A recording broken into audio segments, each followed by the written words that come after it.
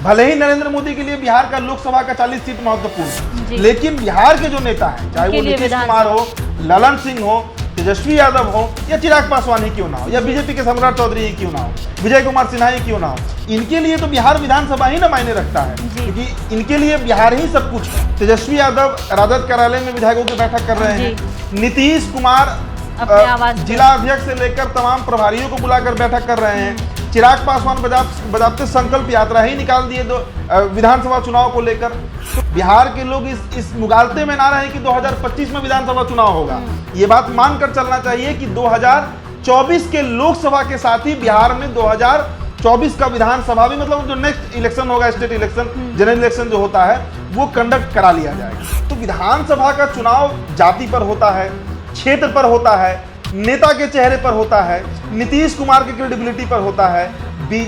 विधानसभा के चुनाव में अगर मोदी फैक्टर बनते तो 2015 में ही बीजेपी की सरकार बिहार में बन गई, लेकिन वो फैक्टर नहीं बन पाते हैं। तो लोकसभा में ना जाति मुद्दा बनता है, ना स्थानीय मुद्दा बनता है। लोकसभा में मुद्दा बनता है देश।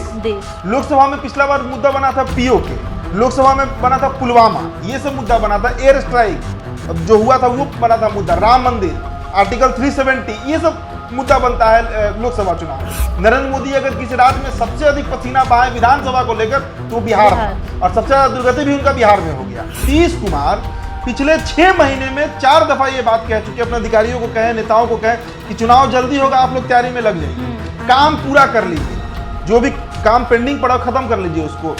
तो आखिरकार नीतीश कुमार के पास वो इनपुट कहाँ से आया? 1952 का इलेक्शन, 57 का लोकसभा इलेक्शन, 62 और 67, 4 लोकसभा और विधानसभा इस देश में साथ में। उसके बाद 1967 से लेकर 76 के बीच में 13 राज्यों में कांग्रेस ने राष्ट्रपति शासन लगाया। तो ये एक जनरल ट्रेंड है कि अगर लोकसभा और विधानसभा साथ में हो तो जो सेंटर में गवर्नमेंट बनती है उसी के पार्टी को अधिकतर वोट करते हैं। जैसे नमस्कार, मेरा नाम बीना है और आप द बिहार टॉप देख रहे हैं। बिहार का सियासी पारा चढ़ा हुआ है। दिल्ली से जैसे ही नीतीश कुमार G20 समिट के बाद आते हैं तो वो लगातार मीटिंग कर रहे हैं अपने नेता और कार्यकर्ताओं के साथ। ऐसे में आरजेडी भी पीछे नहीं है, कांग्रेस, भाकपा, माले, लगातार हर तरफ मीटिंग का दौर चल रहा है। और ऐसे में हम बात करने वाले हैं वन नेशन वन इलेक्शन की। इसकी चर्चा भी तेज होती नजर आ रही है। ऐसा क्यों कह रहे हैं हम, इसी पर आज चर्चा होगी। हमारे साथ बातचीत करने के लिए हमारे सहयोगी उदिप्त है। उदिप्त जी, देखिए ताबड़तोड़ बिहार में हर दल अलग अलग तरह से दफ्तर में अपनी जो है मीटिंग का आयोजन कर रहा है, बैठक हो रही है, और सीधे तौर पर अगर कहें तो 2025 विधानसभा चुनाव को टारगेट करते हुए बूथ लेवल पर काम करने की जो है सलाह कार्यकर्ताओं को, नेताओं को दी जा रही है। क्या आपको लगता है वन नेशन वन इलेक्शन की जो चर्चा बीच में तेज हुई थी वो इस मीटिंग को देखकर एक बार फिर से ये लग रहा है कि शायद ऐसा हो सकता है? देखिए, वन नेशन वन इलेक्शन की चर्चा इसलिए सार्थक हो जाती है बार बार। आज चिराग पासवान का प्रेस वार्ता हुआ और उस प्रेस वार्ता में चिराग पासवान ने 2024 लोकसभा चुनाव से ज्यादा 2025 कहिए या 2024 से कहिए, जो अगला विधानसभा बिहार में होगा वो ज्यादा सही होगा कहना, उस पर उनका पूरा फोकस था। चिराग पासवान संकल्प यात्रा निकालते हैं, बिहार फर्स्ट, बिहारी फर्स्ट यात्रा निकालते हैं और कहते हैं कि बिहार के विधानसभा चुनाव को ध्यान में रखते हुए, बिहार के विधानसभा चुनाव को मद्देनजर रखते हुए हम बूथ लेवल तक पहुंचेंगे। तो आखिरकार सवाल यह है कि बिहार में तेजस्वी यादव राजद कार्यालय में विधायकों की बैठक कर रहे हैं, नीतीश कुमार जिला अध्यक्ष से लेकर तमाम प्रभारियों को बुलाकर बैठक कर रहे हैं, चिराग पासवान बजाते संकल्प यात्रा ही निकाल दिए विधानसभा चुनाव को लेकर।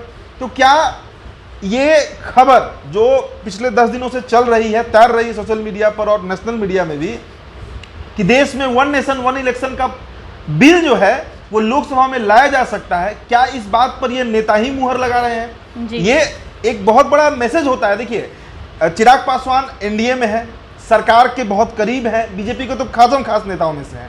तो क्या चिराग को भी इस बात का मैसेज मिल गया है? और सबसे बड़ी बात कि नीतीश कुमार, अब तो मान लीजिए कि जो विशेष सत्र का ऐलान हुआ उसके बाद से ये नेता एक्टिव हुए हैं, लेकिन नीतीश कुमार पिछले 6 महीने में 4 दफा ये बात कह चुके, अपने अधिकारियों को कहे, नेताओं को कहे कि चुनाव जल्दी होगा, आप लोग तैयारी में लग जाइए, काम पूरा कर लीजिए, जो भी काम पेंडिंग पड़ा खत्म कर लीजिए उसको। तो आखिरकार नीतीश कुमार के पास वो इनपुट कहाँ से आया? और उससे भी बड़ी बात कि चिराग पासवान आज जो संकल्प यात्रा निकाले हैं उसमें उन्होंने लोकसभा का जिक्र ही नहीं किया है। वो साफ कह रहे हैं कि बिहार में चुनाव अपने समय से पहले होगा। 20 मिनट का प्रेस वार्ता था उनका और फिर 15 मिनट उनका सवाल था जो हम लोगों ने उनसे लिया। लेकिन उस 20 मिनट के अंदर में कम से कम 10 बार वो विधानसभा चुनाव का जिक्र किए हैं और एक बार भी, नॉट अ सिंगल टाइम, वो लोकसभा का नाम लिए। तो इसका स्पष्ट मतलब है कि बिहार में, और बिहार में ही नहीं, देखिए अगर वन नेशन वन इलेक्शन होता है तो ये बिहार के संदर्भ में बात नहीं है। उसमें पश्चिम बंगाल से लेकर 2800 राज्य, 6 केंद्र शासित प्रदेश जो यूनियन टेरिटरी है, सभी जगह पर चुनाव हो जाएगा। तो उसमें बिहार तो छूटेगा नहीं। और बिहार में सबसे बड़ा चैलेंज, देखिए बिहार में आज के समय में भले ही नरेंद्र मोदी के लिए बिहार का लोकसभा का 40 सीट महत्वपूर्ण हो, लेकिन बिहार के जो नेता हैं, चाहे वो नीतीश कुमार हो, ललन सिंह हो, तेजस्वी यादव हो, या चिराग पासवान ही क्यों ना हो, या बीजेपी के सम्राट चौधरी ही क्यों ना हो, विजय कुमार सिन्हा ही क्यों ना हो, इनके लिए तो बिहार विधानसभा ही ना मायने रखता है, क्योंकि इनके लिए बिहार ही सब कुछ है।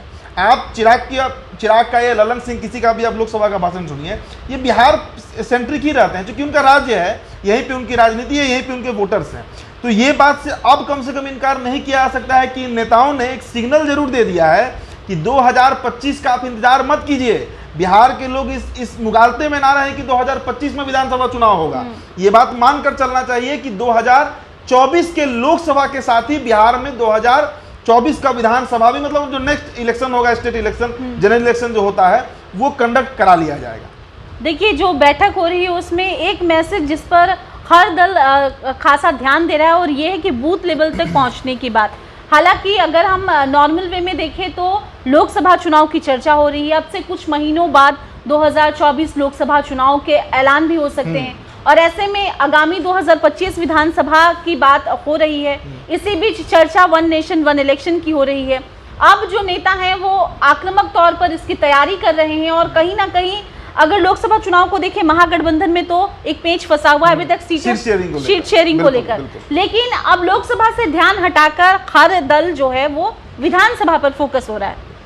देखिए लोकसभा होता है केंद्र के नेतृत्व के चेहरा पर, मतलब जो सेंटर में कौन पीएम बनेगा, इस पर होता है लोकसभा का चुनाव। तो लोकसभा में ना जाति मुद्दा बनता है, ना स्थानीय मुद्दा बनता है। लोकसभा में मुद्दा बनता है देश। लोकसभा में पिछला बार मुद्दा बना था पीओके, लोकसभा में बना था पुलवामा, ये सब मुद्दा बना था। एयर स्ट्राइक जो हुआ था वो बना था मुद्दा, राम मंदिर, आर्टिकल 370, ये सब मुद्दा बनता है लोकसभा चुनाव में। लेकिन जो स्टेट इलेक्शन होता है वो पूरी तरह अलग हो जाता है। नहीं तो बीजेपी 2014 में बिहार से जो जितनी 30-32 सीट आया और उसके साल भर बाद विधानसभा वो उसमें 58 सीट पर सिमट गया, खत्म हो गया पूरी तरह। 2019 का लोकसभा याद कीजिए, बड़ा थंपिंग मेजोरिटी मिला बीजेपी को, 40 में 39 सीट। कहाँ पूर्ण बहुमत उनको मिल पाया विधानसभा में? नहीं मिल पाया। तो विधानसभा का चुनाव जाति पर होता है, क्षेत्र पर होता है, नेता के चेहरे पर होता है, नीतीश कुमार की क्रेडिबिलिटी पर होता है। विधानसभा के चुनाव में अगर मोदी फैक्टर बनते तो 2015 में ही बीजेपी की सरकार बिहार में बन गई, लेकिन वो फैक्टर नहीं बन पाते हैं। अमित शाह भी यहाँ फेल कर जाते हैं, जबकि अमित शाह सबसे लंबा कैंपिंग बिहार में की है। नरेंद्र मोदी अगर किसी राज्य में सबसे अधिक पसीना बहाए विधानसभा को लेकर तो वो बिहार था, और सबसे ज्यादा दुर्गति भी उनका बिहार में हो गया।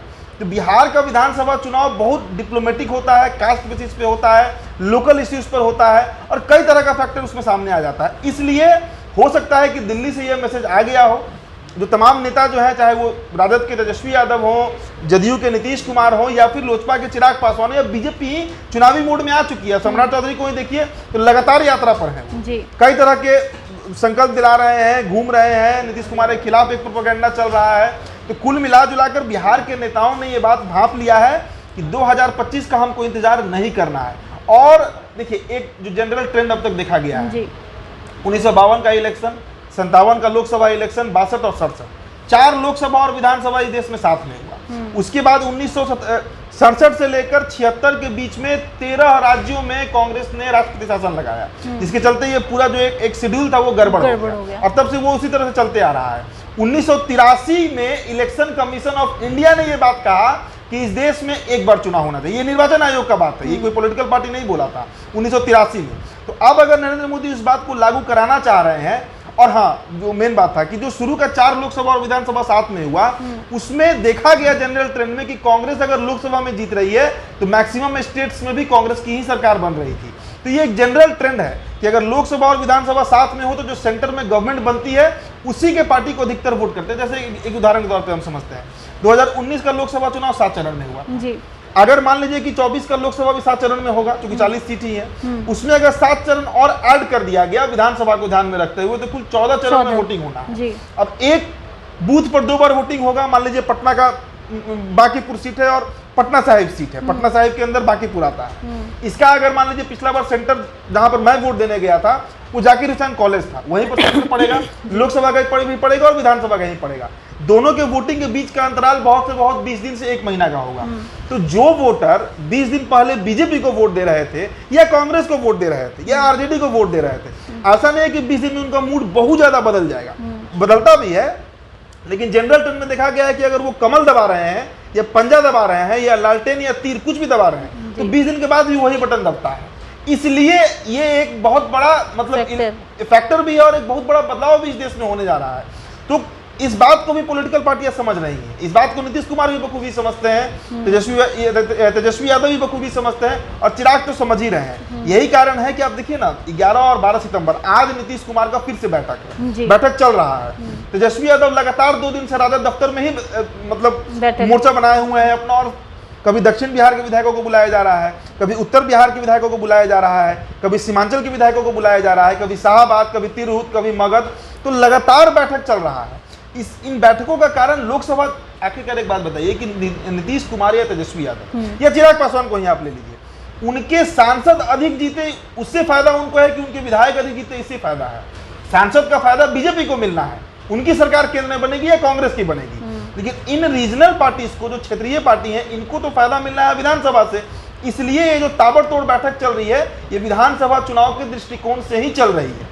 और विधानसभा चुनाव जिस तरह का अभी तक का जो माहौल देखने को मिला है, ये हमको मानकर चलना होगा कि विधानसभा चुनाव समय से पूर्व होगा, कायदे कानून से होगा, बजाते कानून बनाकर होगा, और हो सकता है कि 7 दिन के बाद जो विशेष सत्र बुलाया गया है 18 से 22 तारीख तक 5 दिन का, उसमें ये बिल आ जाए संभवतः।